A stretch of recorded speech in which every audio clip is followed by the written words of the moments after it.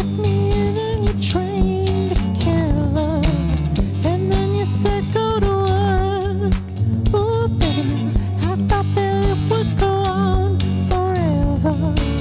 I didn't know how this worked. What's up, YouTube? Mr. Fett here. I've got a Teye guitar that I said I'd do a little review of, and I haven't yet. So I figured I'd just go over a couple of things and just show you how it sounds a little bit. I've been super happy with this axe, man. It's really cool. First, it looks like nothing else, really, right? I mean, you got all this metal on it, kind of like a Midas, but this model is cool. It's a Coyote. It's their, I guess you call it their base model. And I don't think there's a analog for it on the Midas side. It's not a direct copy. I think it's kind of his own thing. It still has the metal on the back here. Of course, Teye's, real quick, if you don't know, they've got the special circuitry in them. That basically, instead of doing a switch for coil tapping, you got a knob that lets you take it from full-on single coil to full-on humbucker. And Teye kind of talks about how he looks at each coil. He looks at it rather than a 2-pickup guitar, 4-coil guitar, or on the 3-pickup guitars, a 6-coil guitar. And he does some really interesting things. So it looks like a Les Paul, but it's not really. You know, it has a 5-way switch. It's got a longer scale length. One of the cool things about that is that if you notice the fingerboard, you get a lot more access up here, and you can actually play these notes. The cutaway works, the heel works when you put your hand there. You can get easy access to those upper frets. Obviously, you don't have those frets on a Les Paul, and if you did on a shorter scale length, they'd be tiny, right? You'd barely be able to get your fingers in there. So that's an advantage. It feels a little different than a Les Paul, but one of those things, although maybe not the new ones, because this does have a little bit of a wider fingerboard than your regular Gibsons, although I haven't played the new ones, but I think they also widened it on the new one, so maybe it's exactly the same, I don't know. It's got this metal all over it. I think it definitely gives it a different kind of sound than just a maple top, although it does have a maple top. It's bound, it's flat, right? It's a flat top. It's not an arch top like a Les Paul, so that's another difference. There's something about when you're playing a Les Paul, it had the arch top. I don't know if it, on a solid body, if it makes any difference tone-wise or not. But, you know, it definitely feels different, right? So there's a lot of things that are different. These metal pickguard surrounds, the metal bridge. This is aluminum, I think it's machined aluminum. So quite a bit different than nickel-plated stuff that normally is on guitars that are shaped like this, right? So it's like a blend between these different worlds. He likes to say that it can go between, what does he say in this video? It can go between Leo and Les, right?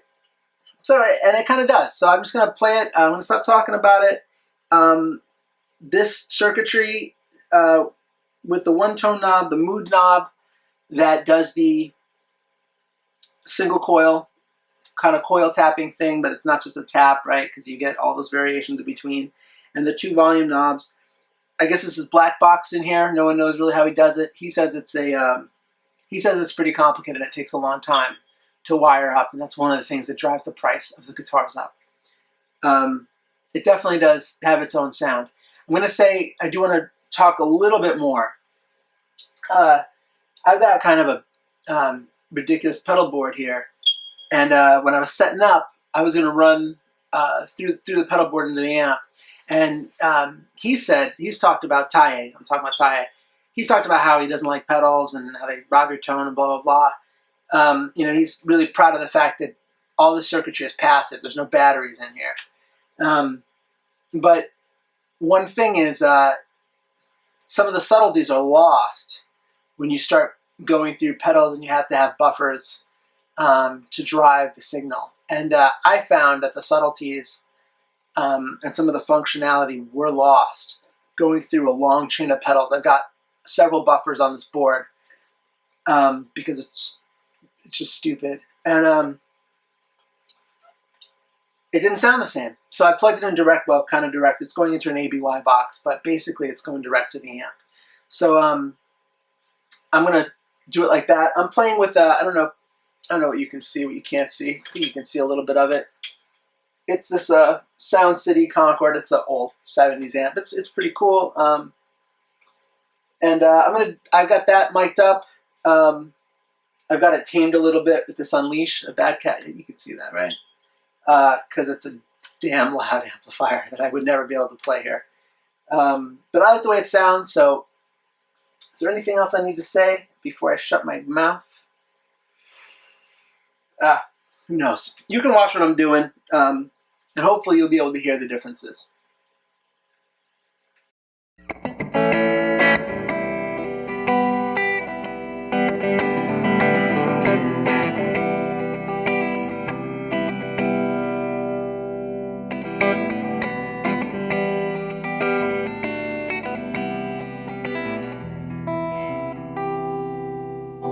Too much reverb. I'm always giving people a hard time. I always think the reverb sounds terrible on YouTube videos. Sorry, maybe I'll just cut that out. Without reverb.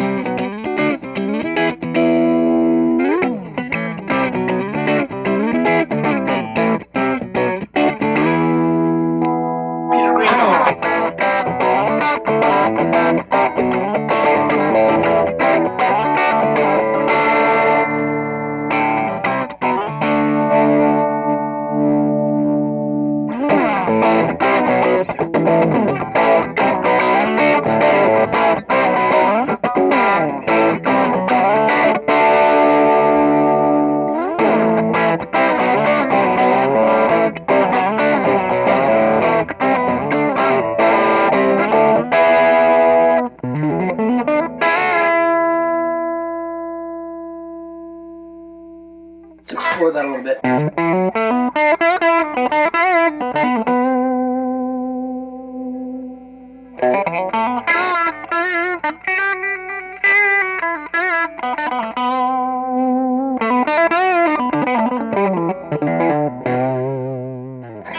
So I've got it on full humbucker.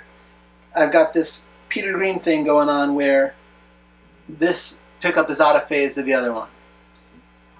What's cool is you can vary the volume level, so you can vary the amount of quacking. It gives you a lot of different tonal options.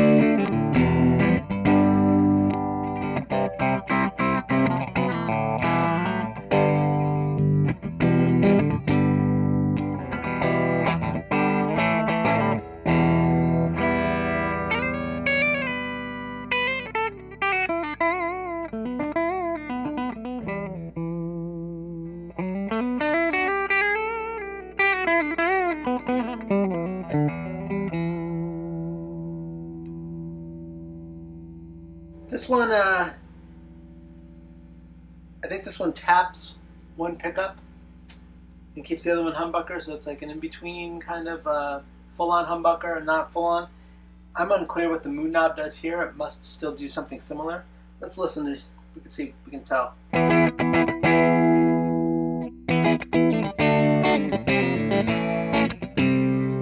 Much more single coily there. Pair that with both full on.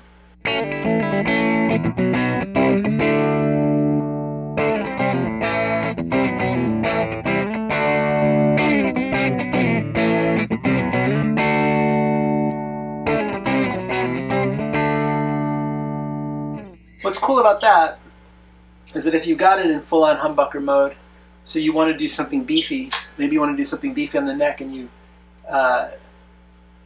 let's just try it, right? Volumes are full up.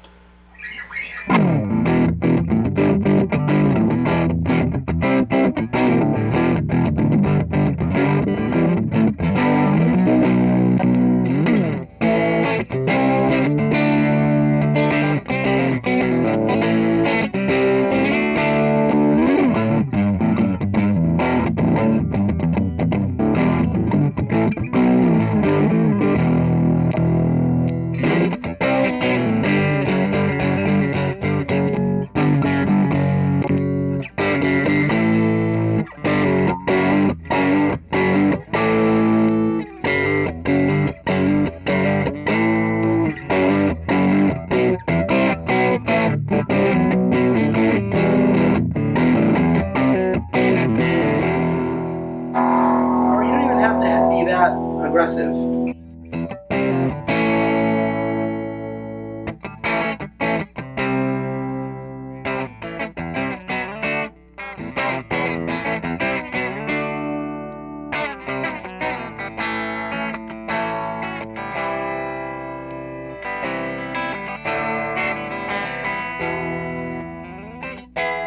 I'm going to back it off.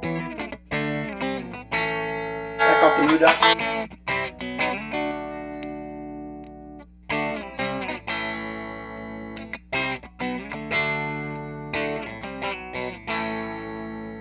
not a huge difference there. It feels a little lighter to me. That's the word I want to use.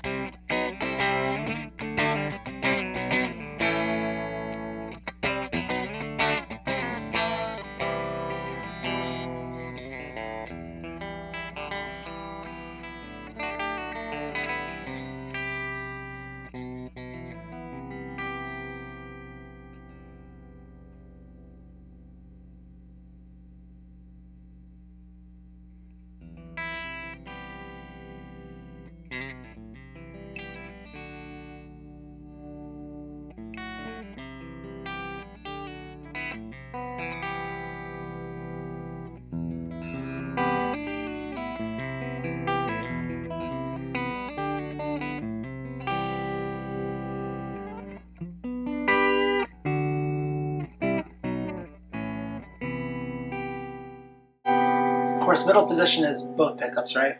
So it's pretty standard. The switching is mostly standard. Neck, bridge, both. This middle position is Peter Green, out of phase. This one is one coil tap, one full on. The thing that is different is that this is, rather than being your bridge, it's your neck. A little weird.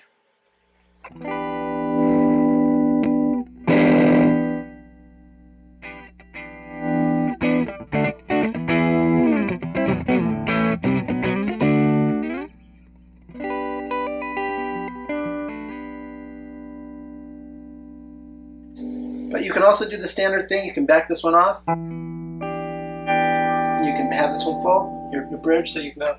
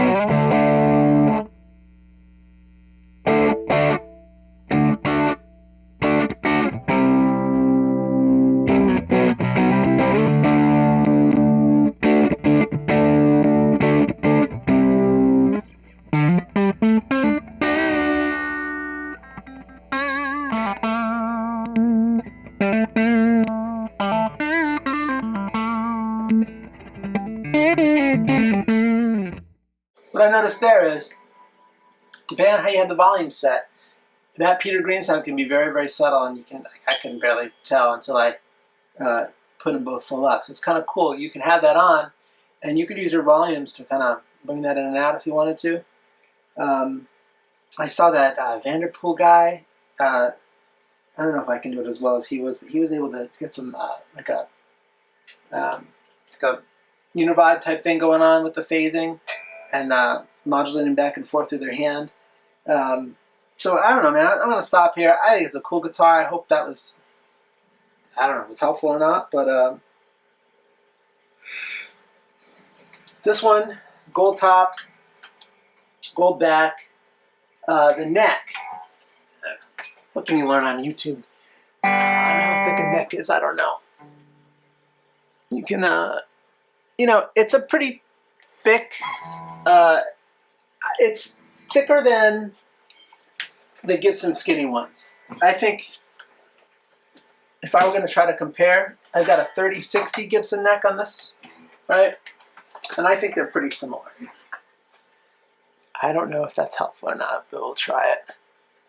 It even looks a little thicker to me in the camera, but they, I think they feel really similar, you know?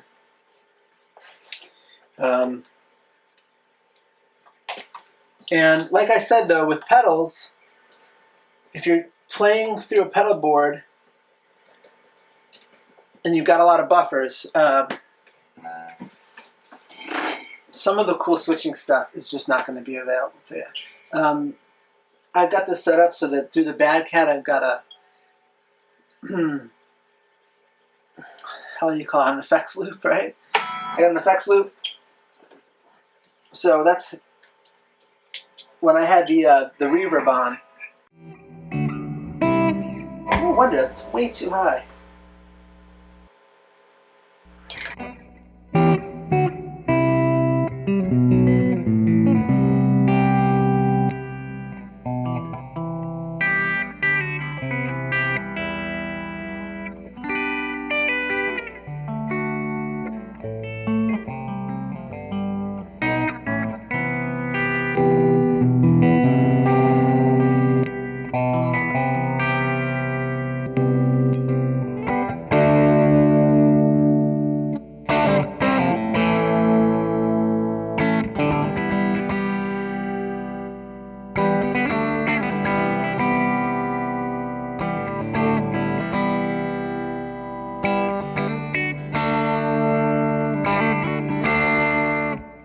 Through an effects loop still totally works. You can even throw some delay in and it still sounds... Again, sorry, way too freaking much.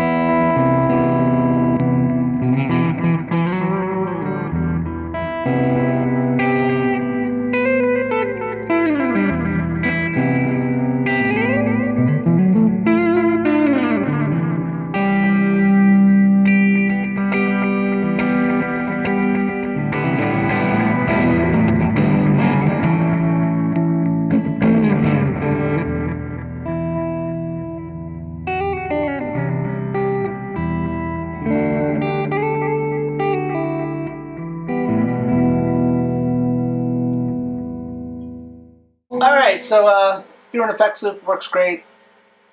Through a bunch of buffers, not so much. I think if you're just going into like a dirt pedal though or something, the dirt pedal will act as your preamp, and it'll hit the front end of that the same way it's in the front end of your amp, and you can get a lot of the same effects. But you got a long chain in front of the amp. Might not be the best choice for you if that's your preferred way of playing. All right, I'm gonna call it quits there. Peace out. I hope this was helpful to somebody, and I hope you all have a great day. Thanks. Bye.